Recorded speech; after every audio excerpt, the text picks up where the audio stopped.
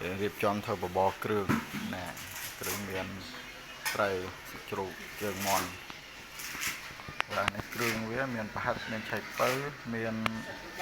សិតច្បើងយេហឺហើយសិតខ្មៅនេះសិតច្បើងទៅបារាំងទៅនោះមាននេះមានជីគុនឆាយជីវែងដើមខ្ទឹមនេះជីហោមដាក់មកដាក់ទេហើយមាន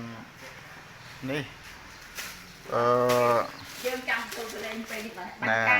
បាញ់កាញ់ហ្នឹងថនហ្នឹងហើយយើងរៀបចំដាំទឹកឲ្យពុះបាទនេះអានេះយើងសលេងស៊ីនយើងថតទៅយើងចូលសលេងមួយយើងដាំទឹកឲ្យពុះហើយយើងដាក់អង្ករបាទយើងរៀបចំ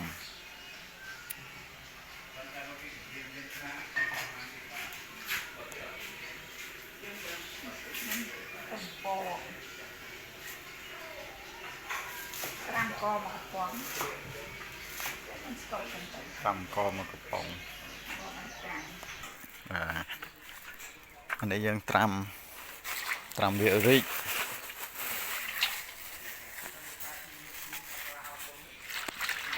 បាញ់កាញ់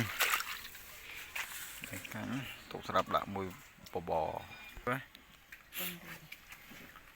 ដៃបដោះ